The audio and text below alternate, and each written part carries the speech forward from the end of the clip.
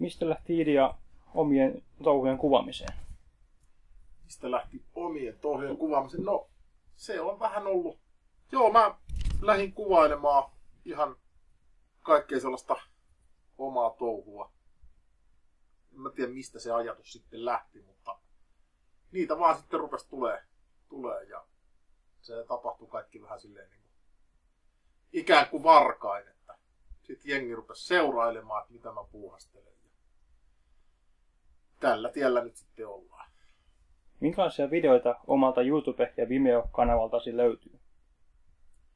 Mut löytyy elektroniikan nakerusvideoita, sitten löytyy reissuvideoita ja ihan supisuomalaista rehellistä ryyppäämistä ja voisi sanoa, että vähän joka lähtöä löytyy video. Kenelle kanavat ovat suunnattu? Oli hyvä kysymys, kelle on suunnattu. Itse asiassa ei ne ole suunnattu kellekään. Ne vaan on siellä. En mä ole koskaan funtsinut noin niin kuin tolla silmällä. Vauvasta vaariin. No, kaikki, ketkä haluaa katsella työttömän eläkeläisen elämää, niin saa katsella. Oletko huomannut, että joku kopioisi formaattiasi? Joo, onhan näitä kopiotyyppejä olemassa, mutta se on vähän niin kuin sellainen homma, että kun kopioidaan, niin silloin tuote on hyvä. Mitä on Pasiradio? Mitä on Pasiradio?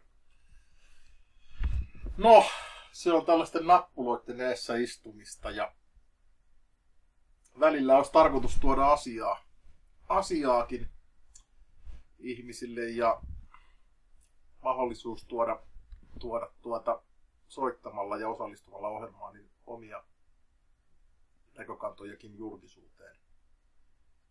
Se on perjantai-illan vapaamielinen kippola. Minkälaisia lähetyksiä Pasiradiosta tulee?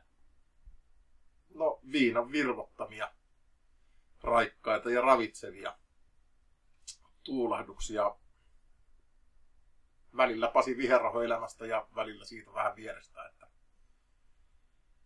en mitenkään koskaan suunnittele mitään lähetystä. Että se on, lyödään pelit tulille ja korkataan se viinapullo ja aletaan tekemään. Joskus on vähän jotain asiaakin, että saattaa olla haastiksia ja tällaista, mutta ei läheskään aina. Se on perjantai-illan kippola.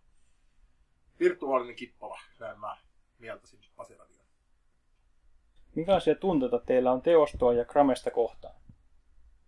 No, teosto on mun mielestä ihan kohtalaisesti toimiva tekijänoikeusjärjestö. Ja kohtuullisuus ainakin nettiradioita kohtaan on ollut, jos 1000 saa lähettää laillisesti reilun 50 € kuukausihinnalla 100 tuntia, niin ei se nyt niin kauhean kallis ole. Tietysti työttömänä ei tällaisia ole varaa, mutta nyt on menty taas lahjoitusten perusteella, niin tämä on pyörinyt silleen. Kiitos kaikille, ketkä on tukenut tätä radiota. Mutta toi Gramexhan on ihan oikeasti saatana ahneuden perikuva. Mä en missään nimessä halua siltä taiteilevalta muusikolta sitä makkaraa viedä sieltä leivän päältä, mutta mä peräänkuuluttaisin sellaista tasapuolisuutta ja oikeudenmukaisuutta noihin maksuihin. Esimerkiksi tää takseissa kuuluu musiikki. Niin mun mielestä se on kyllä aika ahnetta touhua, että siitä pitää maksaa teosto- ja Gramex-maksu, kun siellä soi pääsääntöisesti jo radiokanava. Ja siitä maksetaan jo maksut. Eli tilanne on ihan sama, että jos sinne taksiin menee korvalappustereot tai joku korvanappikuulokkeella kuuntelevia, kun ne kuuntelee samaa kanavaa, niin niiden ei tarvitse maksaa sitä maksua. Mutta sitten kun ne istuu sinne taksin penkille ja se kuuluu sieltä taksin kaiuttimesta se radio, niin sitten sillä taksipuskilta menee se maksu. Tämä nyt tuli vain esimerkki se taksipuski, että tämä pätee nyt tietysti ihan mihinkä tahansa julkiseen tilaan. Olkoon se sitten kampaamo tai mikä tahansa julkinen tila, baari tai tällainen.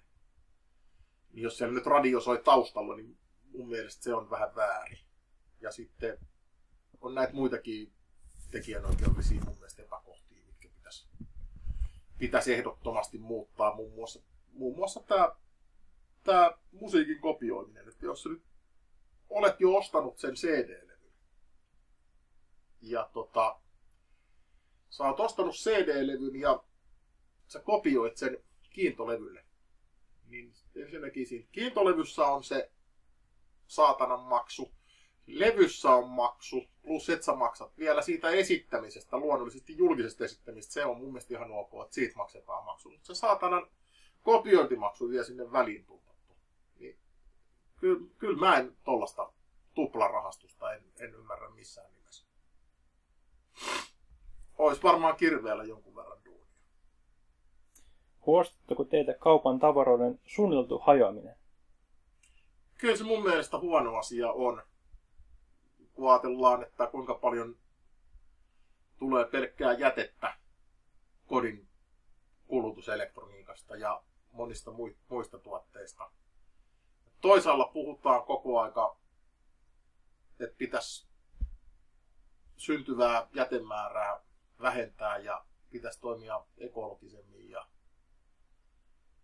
vähemmän luontoa rasittavalla tavalla. Ja sitten toinen puoli syytää sitten sellaista skeidaa tänne markkinoille, että kestää viikon 2 ehkä takuajan ja osta uusi.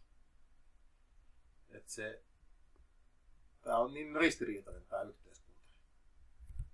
Onko sinua koskaan kutsuttu Suomen MacGyveriksi? No, ei ole kyllä vielä tollasta nimitystä ei ole vielä. Tai ainakaan en ole huomannut. Paras asia, jonka olet löytänyt roskiksesta? Paras asia, minkä olen löytänyt roskiksesta? Mä olen löytänyt niin paljon roskiksesta, että vaikea lähteä vetää niitä mihinkään semmoiseen niin kuin tärkeysjärjestykseen. Tämä mikseripöytä oli tavallaan poistokamaa. Mutta sitten taas tietysti ruoka ja kaikki tällainen, mitä löytyy niin on myös totta kai hyvä asia. Vaikea mennä sanoa, mikä se nyt olisi se paras, kun kaikki käytännössä melkein on roskiksessa tässäkin talossa. Tämä on nyt vähän sekaisin tässä, mutta kunhan nyt saadaan jossain kohtaa järjestystä tupaan, niin tullaan huomaamaan, että erittäin paljon hyödyllistä tavaraa löytyy roskiksesta. Pikkuvikasta pienellä vaivalla kuntoon. Osa on jopa valmiiksi ehjää. Sanoisit herkkujen herkku, mikä on löytynyt roskiksesta, niin no, kahvia löytyy, kahvileipää löytyy, jauhelihaa, kalliita lihoja, tollasia, että kyllä näitä herkkuja löytyy moneen lähtöön. Millainen suhde teillä on kahviin ja energiajuomiin? No, kahvia tuli tuossa äsken just juotua ja energiajuomat on jättänyt kyllä nyt väliin, kun ei enää niitä pysty juomaan, kun niissä on niin helvetisti sitä sokeria. Mut kyllä kahvi on jokapäiväinen tuttavuus ja kyllä se totta on, että kahvi aiheuttaa niin pahan riippuvuuden, että kaikki itseään kunnioittavat ihmiset nauttivat mieluummin sisuviinaa kuin tällaista tappavaa ja vaarallista kahvia. Alkoholi on joka perjantainen tuttavuus. Sitä tulee kiskottua kaksin käsin. Oletko poliisin vanha tuttu vai onko poliisi sinun vanha tuttu? Vähän ehkä kumminkin puolin. Kyllä sitä tuli nuorempana aika paljon tehtyä sellaisia juttuja, mitä ei välttämättä enää tänä päivänä tekisi, mutta tehdyt on tehtyä ja sillä siisti.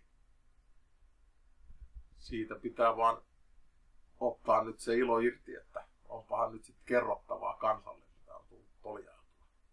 Mitä mieltä olette Suomen huumausainepolitiikasta? No mä en oikein ymmärrä, että noita kannabisukkoja joku kasvattaa kukkasen 2 kotona, niin siihen pistetään sitten poliisin taholta miljoonia kiinni. Jos ajatellaan nyt näitä eri päihteiden haittavaikutuksia. Totta kai kannabis on, kyllä siihen jää koukkuun tai jotkut jää koukkuun. Mutta kun otetaan huomioon alkoholihaittavaikutukset ja mitä näitä nyt sitten voi muita juttuja ollakaan, niin kuinkahan paljon tuolla ihmiset jaksas rähistä tuolla nakkikioskijonossa puukkoja ja kirveitten kanssa. Polttelis piippua siellä. Mä luulen, että joku sanoo, että nyt sä saat puukosta, niin siinä varmaan porukka vaan rähähtäisi nauramaan. Jaa, vai niin. Mutta vakavasti ottaen, niin kyllä alkoholista ja kannabiksesta omat haittavaikutuksensa varmasti on. Niin kuin kaikista päihteistä. Näitä kovia päihteitä mä en kyllä missään nimessä kannata. Mä oon sitä mieltä, että kannabis pitäisi saada viinakauppaa ikärajaksi vaikka 20. Ja ehkä kenties joku määräraja, minkä saisi niinku ostaa. Luulisin, että se tietty määrä, mikä siitä ongelmia saa, niin ne saa jo nyt alkoholista ne omat ongelmansa. Sitten suurin osa todennäköisesti olisi näitä tällaisia satunnaisia, jaha, poltanpas tässä tänään sätkän ja katselen, miltä tää tuntuu. Näin. Mä ajattelin, että siitä ei varmaankaan hirveätä haittaa olisi, jos kannabiksen saamista. Mutta kaikki muut kyllä kovat huumeet, niin mun mielestä niistä voisi vähän tuomiota vaikka monenkaan. Mitä haluat sanoa Suomen nuorisolle ja muille faneillesi? Älkää ottako minusta mallia. Mä oon toivottavasti varoittava esimerkki siitä, että mihin nuorisorikollisuus ja tällainen elämäntyyli johtaa, jos ei käydä kouluja ja näin poispäin. Älkää ottako minusta mallia. Joo, mulla on tosiaan Vimeossa pääpaino vimeo.com kautta viheraho. Sinne ilmestyy videoita päivittäin tai sitten ei ilmesty päivittäin. Se on miten miltäkin tuntuu. Sieltä voi käydä tsekkailemassa lisää, jos sattuu niin kiinnostamaan tämä meikäläisen meininki. Nythän tässä on muutot menossa ja studioiden rakennukset on jossain vaiheessa alkaa, kunhan mä löydän kaikki kamat vaan täältä. Niin nämä on kaikki sekaisin vielä. Kaikki pitäisi saada suurin piirtein järjestykseen. Pasiradio on tullut 5 vuotta jo joka perjantai. Ja joka perjantai, on siellä ehkä muutama perjantai, mä oon ollut kipeänä ja näin poispäin. On jäänyt välistä pois muutama lähetys, mutta kyllä mä sanoisin, että joka viikko on yksi lähetys vähintään tullut internettiin, että näin se tulee jatkossakin olemaan, jos vaan kuuntelijat dikkaa ja pitää pystyssä tätä, niin pidetään niin pitkään kuin vaan henki pihisee.